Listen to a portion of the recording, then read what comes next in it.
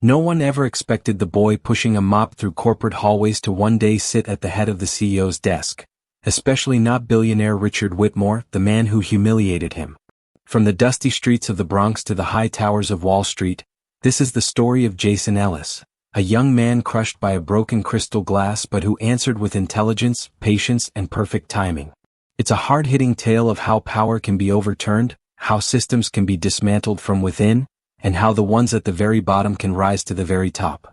A story where class, pride, and vengeance all sit at the same table. If you like the video and subscribe to the channel, let's move on to our story. Enjoy watching. New York City never sleeps. While the skyscrapers live a sleepless life, people unseen by most continue working within them. Among those people was someone quietly starting his own revolution, step by step. Jason Ellis, 17 years old, born in the Bronx, struggling every month to make rent in a tiny apartment he shared with his mother. But at night, he mopped the offices on the 38th floor of Whitmore Plaza, in the heart of Manhattan. Jason had turned on the office lights at a dim setting to avoid straining his eyes. As jazz melodies played in his headphones, he began wiping the windows. A dull ache pulsed in his knee, his back carried the weight of the day, but something inside him was stirring with energy. It felt like he wasn't just cleaning surfaces, he was scrubbing away at his fate. With each stroke of the mop, he whispered to himself, "One day I'll be walking through this building in a suit." Jason's mother, Denise Ellis, worked 3 jobs but still had enough strength to hug her son when she came home late at night. When she first heard his dream, she smiled and nodded. "It's not impossible, Jay. But it won't be easy. To everyone else you're a janitor, but don't forget who you are in your own eyes." Jason didn't forget. On the contrary, he began to treat each night like a training camp. While cleaning offices, he memorized the leadership quotes on the walls and glanced through the investment magazines left on abandoned desks. Some executives barked orders at him without even knowing his name. Others didn't even make eye contact. But he didn't take offense. Even if they didn't notice him, he watched every single one of them closely. He wasn't listening to what they said, he was trying to understand what they were hiding. That night, Jason was cleaning the west wing of the office. This was where the top executives of Whitmore Capital worked. It was usually empty at night. But that night the lights were on. Jason turned cautiously down the hallway. As he passed between brown leather chairs, he saw a man still on the phone in one of the glass offices. He recognized the man, Richard Whitmore, founder, CEO. Wall Street's feared name. Most of the books written about him claimed you could learn how to grow wealth just by looking into his eyes on the cover. Jason immediately looked down. He quietly started pulling his mop back, trying to leave unnoticed when Richard stepped out of the door. "Hey," he barked. "You kid. Stay right there." Jason turned and bowed his head slightly. "Yes, sir?" Richard approached, gently swirling the whiskey glass in his hand. He pulled a cigar from the inside pocket of his jacket but didn't light it. His eyes scanned Jason from head to toe. "How much do you make with that mop? $10 an hour? 11? Jason chose not to answer. He simply gave a small shrug. He was used to questions like that. Whitmore smiled. One of those typical condescending smirks. "Guess how much I made just from my stocks last week?" He didn't wait for an answer. $1,300,000. "Same number as the days you'll spend with that mop, huh?" Jason looked away, but something inside him burned. The ice in the glass cracked, or maybe something inside Jason did. Whitmore leaned in and whispered mockingly, "Use that mop well. Might be the only weapon life gives you." Without lighting his cigar, Whitmore turned and walked back into his office. Jason stayed where he was, gripping the mop handle tighter. His eyes held neither tears nor anger, only determination. That night, as Jason Ellis walked the streets of the Bronx on his way home, his steps had changed. He wasn't just carrying his feet forward anymore, he was carrying his future. With Whitmore's laugh echoing in his mind, he pulled a small notebook from his pocket. On the first line he wrote just 3 words. "One day me." The next morning, Jason Ellis stood outside Public High School 143 in the Bronx, sleepless and silent. His hands were buried deep in the pockets of his black jacket, scuffed shoes kicking at the sidewalk. Richard Whitmore's words from the night before still echoed in his ears. "That mop might be the only weapon life gives you." When the school bell rang, Jason merged into the crowd. There weren't many people at school who thought the way he did. Most of his classmates just wanted to graduate quickly, get a minimum wage job and help their families. Jason was one of the few who wanted more, who dared to step outside that fate. But he had no real ticket out, only a mop, a notebook and his stubborn will. On his subway ride home from school, he pulled out the small notebook from his pocket.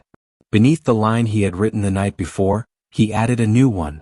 It wasn't the city that shaped me, it was the way people looked at me in it. That night, when Jason arrived at Whitmore Plaza, he was quieter than usual. As he cleaned the hallways, his footsteps became nearly inaudible. Tonight's target was the 42nd floor, a conference hall being prepared for a private event. When he entered the hall, the tables were still in disarray. Crystal glasses, half-full wine goblets, and tiny palm-sized cheese plates. Jason sighed. Some people's entire lives seemed like this, leaving things messy and expecting someone else to fix them. As he picked up one of the crystal glasses, he noticed his hand trembling. He hadn't eaten dinner, his energy was low. The glass slipped just slightly, and though he caught it before it hit the ground, a fine crack formed near its base. It wasn't obvious in the light, but it was there. Jason was about to swap it with another and toss the cracked one when the door suddenly opened. Richard Whitmore was standing there once again. "What are you still doing here?" "I was arranging the crystal glasses, sir," Jason replied, his voice low but steady. Whitmore walked into the room and picked up a glass. His eyes caught the cracked one almost instantly. He raised the broken edge toward the light and turned to Jason. "You broke this one, didn't you?" Jason lowered his head. "I mishandled it. I'm sorry." Whitmore smiled. But it wasn't a warm smile, it was condescending, the kind that looked down from above. "You know, Ellis, this is exactly why you'll never be like us. Because nothing we touch ever breaks." He set the glass on the table. "We carry entire companies in our hands. You can't even keep one glass from breaking. And you failed even at that." Jason swallowed the anger rising inside him. He could have answered Whitmore then and there. Could have said, "You break people too." But he didn't. Instead, he simply replied, "Understood, sir." He picked up his mop and quietly left the room. Out in the hallway, his eyes stung. But he didn't cry. He slipped into a janitor's closet and closed the door. Darkness enveloped him. All he could hear was his own heartbeat. He pulled out his notebook and wrote the third line. "I may drop a glass, but one day I'll hold the fate of this building in my hands." From that night on, Jason's efforts became more intense. He spent more hours at the library. Days were for school, evenings for Whitmore Plaza, and late nights for MIT's free online economics courses. His eyes were bloodshot, but he wasn't just scrubbing buildings anymore. He was cleansing his mind of ignorance, of hopelessness, of being looked down upon. And as everything he learned in silence began to pile up, Whitmore's arrogant words turned into steps, each insult lifting him higher, straightening his back and hardening his resolve. After that cracked crystal glass, nothing was the same. Whitmore Plaza still gleamed in the mornings, employees still packed into elevators with their Starbucks cups, and Richard Whitmore was still the loudest voice in every meeting. But inside Jason, something had started to split quietly, just like that crack in the glass. Now at night, he wasn't just cleaning floors, he was stripping himself of disappointment. Sometimes as he walked the office corridors, he'd catch his silhouette in the glass walls and whisper to himself, "You told me what I was, but I haven't yet told you who I am." That day, instead of going home after school, he boarded the subway in the opposite direction and went to the Bryant Park branch of the New York Public Library. He didn't know exactly what he was looking for, nor did he have a plan. But something inside him was pulling him toward books, to other lives, other possibilities. The reading room on the ground floor, with its high ceilings and columned architecture, resembled a cathedral. Silent but majestic. Jason sat in a corner, moved to the section with internet-enabled computers, and typed 3 words into the search box. How to learn finance? Most of the results were expensive courses, university programs, or guides filled with useless jargon. But at the bottom of the page, a small link caught his eye. Community-based financial literacy workshop, every Friday, 7 p.m., ground floor/meeting room 3. Attendance was free. Instructor, Marilyn Hughes. Former investment manager, volunteer educator. Jason didn't trust it at first. These things were either scams or just plain unserious. But then he checked the time. It was 6:52 p.m. Instead of heading back upstairs, he turned down one of the narrow hallways on the ground floor. Meeting room 3 looked like a simple classroom. 7 plastic chairs lined up, an old projector leaning against the wall. The participants were people from all walks of life. An immigrant mother, an elderly man, a security guard in uniform. What they had in common was that they had all been left outside the system. Eventually, a tall woman with short gray hair and a face that looked like it had wrinkled from reading too many books walked in. She held a folder, and her expression was soft but determined. This was Marilyn Hughes. Without wasting any time, she wrote on the board. The flow of money follows the same law as the flow of mop water. The slope is up to you. Jason looked up at that moment. Their eyes met.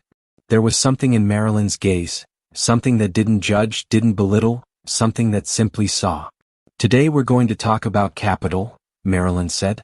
Not just money, knowledge is also capital. And whoever manages knowledge best controls the world. Jason barely spoke that evening, but he etched every word into his mind. Even the vibrations of the subway ride home couldn't shake the new ideas in his head. For the first time, he didn't feel like just a victim. He felt like a potential player. Richard Whitmore, at that same hour, 9 p.m., was sipping whiskey with 2 CEOs from the business world in his office's private lounge. The air was thick with cigar smoke. Maybe it's time we start taking young people seriously, one of them said. Whitmore scoffed. They're just inflated social media algorithms. In 5 years, no one will remember them. The other asked, what about your intern kid? What's his name? Ellis. Whitmore chuckled lightly. He's not even an intern. He's just a mop boy. Once broke a crystal glass. Even that was too risky for someone from his class. They laughed. Their laughter echoed through the room. But at that exact moment, several floors below, Jason Ellis was flipping through a new lesson plan. Fundamentals of the bond market. That weekend, after finishing his shift at Whitmore Plaza, Jason borrowed the books Marilyn had recommended. The Intelligent Investor, Benjamin Graham. Principles, Ray Dalio. Common Stocks and Uncommon Profits, Philip Fisher. For 3 nights straight, he took notes without pause, writing down terms he didn't understand and researching their meanings. With every sentence he understood more, and realized how much he didn't know. But for the first time, not knowing didn't scare him. One night, 3 a.m. Jason was in the office again. While wiping down the windows, he couldn't see stars outside, but inside, a whole new map was forming. With every window he cleaned, he didn't see his reflection anymore. He saw his future. He pulled out his notebook and wrote down what he had learned that day. But he ended with a single sentence. One day the only transparent things in this building won't be the windows. Intentions will be too. As spring began to show itself in New York, delicate shadows of flowers stretched across the gray sidewalks of the Bronx. In Jason Ellis's hand was an envelope, slightly crumpled from sweat. On the envelope was the official logo of Columbia University, and beneath it, a line written in bold. Congratulations. You have been accepted to the Fall 2026 Economics and Finance program. He had imagined that moment countless times before, screaming, hugging his mother, running into the street to tell the world. But that morning he simply looked at the envelope once more and took a deep breath. The sunlight pouring through the dusty windows of the Bronx apartment fell on his tired face, and his eyes lit up. His mother, Denise Ellis, was making coffee in the kitchen. Jason placed the letter on the table and quietly said, "It happened, Mom." She turned her head, paused for a moment. Then, with trembling hands, she embraced her son. "I'm not proud for you. I'm proud with you." That morning at 5:30 a.m., Jason went in for his final cleaning shift at Whitmore Plaza. As he put on his coveralls, there was more than exhaustion on his back now, there was a strength rising from within. As he mopped the floor of the building one last time, one thought crossed his mind. Knowing it's the last time makes the moment sacred. 3 months later, Jason began his first year at Columbia and joined a student organization called Rising Scholars, founded by children of immigrants. The club provided special scholarships and internship opportunities for students underrepresented in the business world. One day the club's advisor, Professor Kaplan, showed him a posting. Whitmore Capital, Summer Internship Program, Limited Spots. An in-depth learning opportunity in financial analysis, investment research, and portfolio strategies. Jason hesitated for a moment. Same company. Same man. But this time he would apply under a different identity, as a student, a candidate, a competitor. Summer, 43rd floor. Wearing a gray suit and holding a notebook in his hand, Jason began working in the investment analysis division of Whitmore Capital. No one noticed he had once held a mop there. In fact, Jason never said a word. That was his secret. And when needed, it would be his weapon. The first few weeks were tough. Excel sheets, tangled terminology, massive egos. But Jason had an advantage. He had already come from the bottom. He dug through the analyses that no one else wanted, working into the early hours.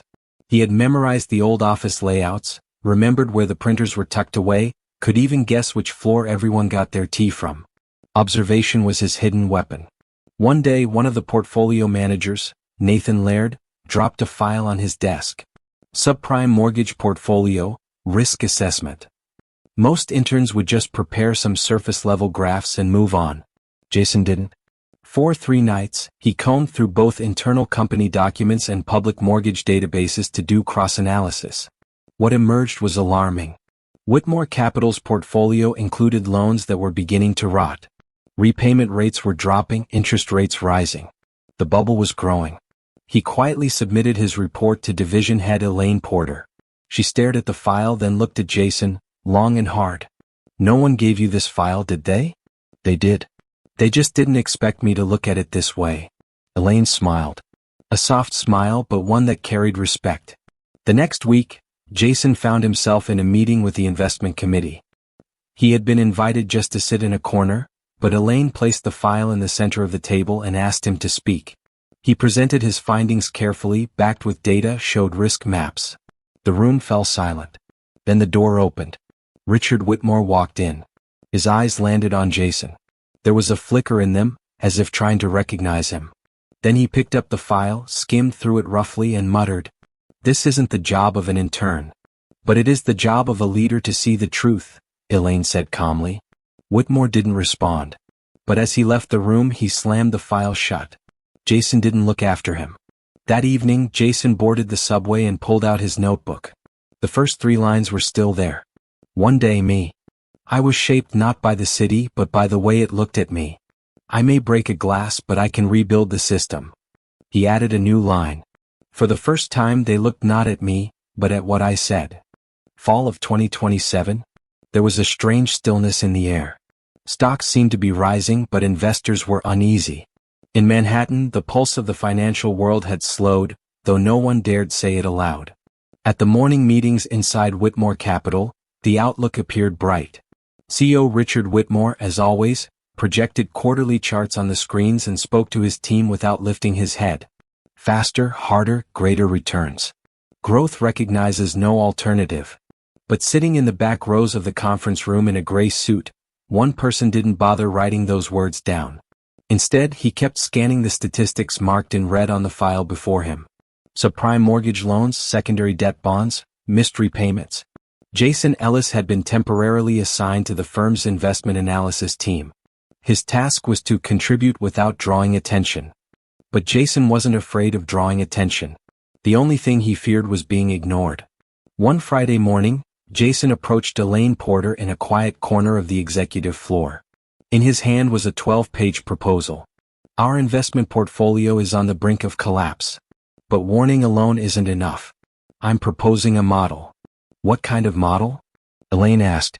Jason sat at the edge of her desk and explained concisely but clearly. We'll isolate small clusters of risk from the main investment flows using a reverse insurance swap system. In essence, we'll display our losses more transparently to build investor trust. A visible loss is more valuable than an invisible gain. Elaine looked at him. This kid wasn't just hardworking, he was building a framework sharp enough to deconstruct the system from within. Are you ready to present this to the board? I'm ready. But will Whitmore allow it? Whitmore is currently in the Caribbean. That weekend, the wind on Wall Street shifted direction.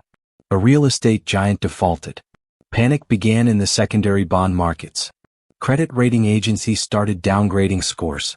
Monday morning, Whitmore Capital's email servers were flooded with notifications.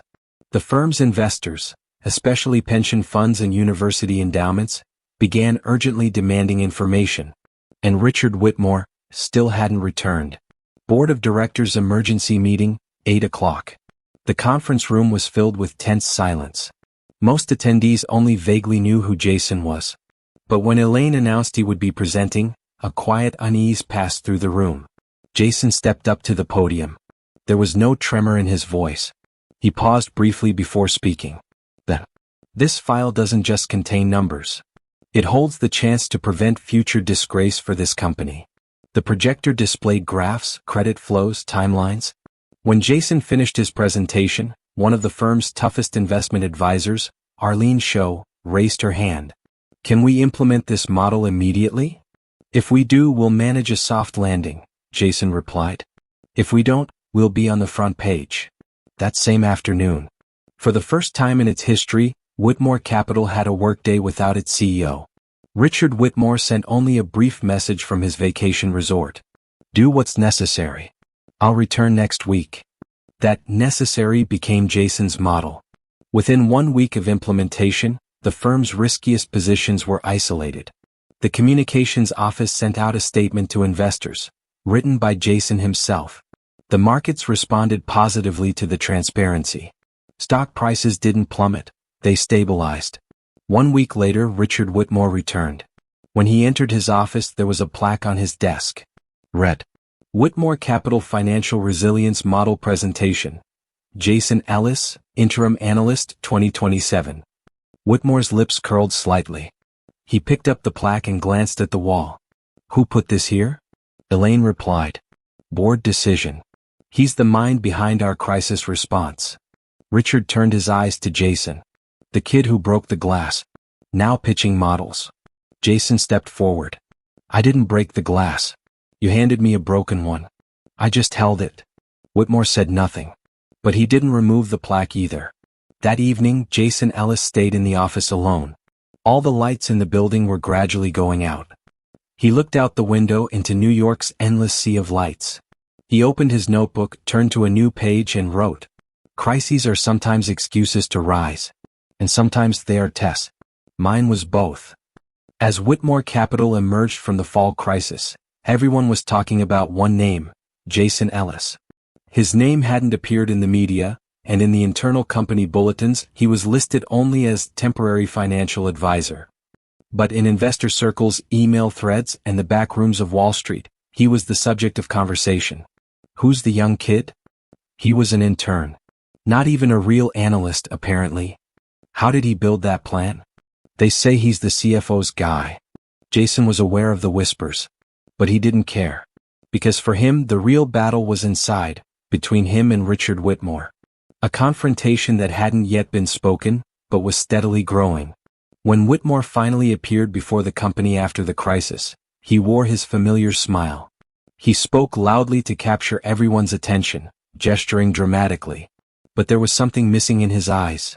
Control. Jason was in the back of the meeting room. He was listening, but not taking notes anymore. Whitmore noticed this out of the corner of his eye. He didn't look away. Inside he thought, why does this kid look so familiar to me? During a coffee break, Elaine Porter approached him. Whitmore doesn't want you around anymore. But he also doesn't have the courage to deal with it. It's not me he doesn't want, Jason replied. It's change. I just became the reason for it. Be ready, said Elaine. A war is coming. But the one who wins won't be the one who fights alone. Later that week, one of the company's largest investors, a pension fund representative named Caleb Rodriguez, requested a private meeting. He had read Jason's report and learned about his role during the crisis. Behind thick-framed glasses, he studied Jason carefully. Don't just talk to me about investments. Tell me about character. Why do you care about this company? Jason didn't look away. He answered honestly. I don't care about the company. But the janitors, the receptionists, everyone here was abandoned by the system. This company rose on their backs. I want to keep it standing for them. Rodriguez nodded. That's where leadership begins. Wait your turn. When the time comes, I'll support you. But Richard Whitmore wasn't the kind of man to stay silent in the face of silent support. 2 days later, a note started circulating through the internal email system. Internship term has concluded. His assignment has ended. We thank him for his contributions. No confrontation. No direct conversation. Just a digital door quietly shut. But Jason knew this game. He had once held a mop behind those doors. Now he knew every code behind them by heart. A silent storm broke out on the executive floor. CFO Elaine Porter called for a board session to reverse the decision. But Whitmore still believed he could act through the fear of those around him. 1 week later. Forbes magazine. The cover headline read, "Whitmore's Crisis Hero, the story of an unsung genius." From intern to quiet leader, Jason Ellis helped pull the company back from the brink. Inside, Elaine's words were quoted. Rodriguez's comments appeared. Even Marcus, the former head of janitorial staff, had said, "We knew him as one of us. But he was always something more." That day the phones didn't stop ringing. The press, investors, internal staff, they all wanted answers. Whitmore said nothing. But this time, silence became the name of weakness. One evening, while Jason sat in Elaine's office, he asked, "What happens to me now?" Elaine turned to him, closed her file. "From now on, if you don't stay silent, no one will be able to silence you. Are you ready?" "I'm ready." Amid the skyscrapers piercing New York sky, a low hum filled the 52nd floor of Whitmore Plaza as board members took their seats one by one. Outside, raindrops struck the windows. Inside, the weight of the decision settled onto the table. Board Chair, retired Judge Judith Halpern, rang the bell to open the session. "We have convened today under extraordinary circumstances," she said. "The alignment of the CEO position with our company's values will be evaluated." Around the table sat CFO Elaine Porter, Investment Representative Caleb Rodriguez, Legal Advisor Lori Zhang, Operations Director Paul Mathers, and 5 other board members. But all eyes converged on one person standing in the corner of the room, dressed in a gray suit, the 26-year-old young man, Jason Ellis. Richard Whitmore arrived late. When he entered, he walked in like an actor taking the stage. That familiar, confident, slightly smug smile on his face. But his eyes were more unsettled than ever before. Because this time he wasn't facing a threat, he was facing an alternative. Judith Halpern got straight to the point. "Mr. Whitmore, serious concerns have been raised regarding your absence during the recent crisis, and the fact that key strategic decisions were made by others in your place. Would you like to respond?" Whitmore chuckled lightly. "Then let me clarify. These kinds of crises are tests not of leadership but of systems. I built the system. Whoever implemented it simply walked the path I created." CFO Elaine Porter interjected. "That path was Jason Ellis's model. He kept the company afloat while you were away. And he rebuilt trust with our investors." Whitmore turned directly to Jason, eyes narrowed. "Then tell me, if you're so brilliant, why are you still listed as temporary? Why don't you have an official title?" Jason answered, calm and clear. "Because I'm not here chasing business cards. But I need to stay if I want to make real impact." Paul Mathers raised his hand. "To me, there are 2 issues on this table, performance and character. No one denies that Mr. Whitmore built the company. But in recent years, we've seen fear internally and a lack of open communication. That cannot continue." Caleb Rodriguez spoke next. "Despite limited experience, Jason Ellis's leadership has shown that we need to redefine the rules. Leadership can no longer be defined solely by age or title." Whitmore grumbled. "I built this company. You should act on data, not feelings." At that moment, Elaine Porter pulled out a file. "Here's the data. 60-day post-crisis stock stabilization, investor confidence index, client portfolio expansion. All started improving after implementing Jason Ellis's model." She placed it on the table. "This is data, Richard. And it says one thing clearly, your methods no longer work." When Jason was given the floor, he stood. Every gaze turned to him. "I started in this company carrying a mop. I cleaned these floors at night and went to classes at Columbia in the morning. Even then, I knew this building's value, but the real value was always in its people. You're not just replacing a CEO today. You're redefining the company's soul." He paused, then added, "I want to stay. But not under Richard Whitmore's shadow. I want to walk in my own light." Judith Halpern nodded. "We now proceed to the board vote. Motion: the removal of Richard Whitmore from the position of CEO and the nomination of Jason Ellis as his successor." Each member cast their vote in turn. Some decided quickly, Others said yes while avoiding eye contact. The last was longtime Whitmore ally, veteran investor Franklin Nash. He looked at Jason, then at Whitmore, and finally said, yes. Halpern announced the result. 8 in favor, 1 against. The motion is passed by majority vote. Mr. Whitmore is removed from office. The nomination of Jason Ellis as new CEO is approved.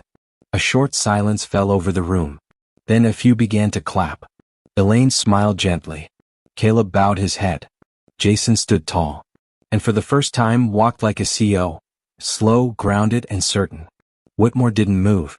Then, reluctantly, he stood, straightened his jacket. I gave years to this company, he said. But every empire falls eventually. I hope the one you build lasts longer than mine did. And he walked out. When Jason entered his new office, he found the cracked crystal glass he had once held on the desk, left there by Elaine. Beside it lay a draft of the company's new vision manifesto. The headline read, "Transparency should exist not only in glass, but in leadership." Jason walked to the window. The lights of New York stretched before his eyes. He opened his notebook and wrote on a fresh page. A person who grows in shadows must one day become the light. Now it's my turn. The year is 2029. New York mornings were still gray. But the new sign at the entrance of Whitmore Plaza declared the dawn of a new era. Ellis and Whitmore Capital Group. Behind the glass panels, the white lettering was simple but resolute. The company's branding had changed, but the real transformation was happening inside the walls. Jason Ellis was now 28. In the CEO office on the executive floor, he poured his own coffee each morning and reviewed files himself instead of leaving them to a secretary. On his desk sat a family photo, handwritten notes from his childhood, and a crystal glass with a cracked rim, like a monument of memory. His first executive move was to allocate 2% of the company's annual profits to STEM scholarships for youth in the Bronx. His second was to start open, internal reflection sessions for employees. And third, he introduced Open Door Day, where anyone from the front desk receptionist to the data analyst could speak and be heard. One morning, as a new janitor named Tyrone Lee passed by his office, their eyes met. Jason stood up and opened the door. "Hey, Tyrone. Drop by upstairs during your coffee break if you'd like. Let's chat a bit." "Me?" "Yes, you." Tyrone looked surprised at first, then smiled softly. In that smile, Jason saw his former self. Like hope hanging at the end of a dusty mop handle. That weekend, his mother Denise Ellis visited the office. She touched the chair, looked out the window. "Remember," she said. "We looked at this building together once. You told me, one day I'll work there." "No," Jason replied. "I said, one day I'll run it. But I was too scared to tell you." They both laughed, quietly but deeply. "I'm proud of you, Jay." "I'm not just your son anymore, Mom," Jason said. "I'm a source of hope for others now. That's an even greater responsibility." And one day, in a closed meeting room, now holding the title of honorary founder, Richard Whitmore requested to see Jason. Jason went alone.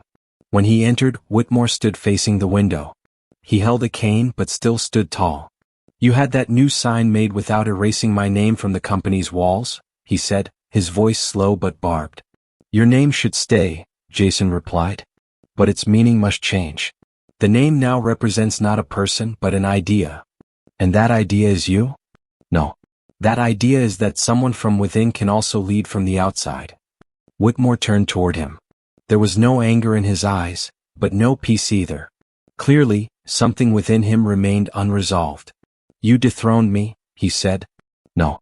You allowed yourself to fall." "I just stood up." There was a long silence.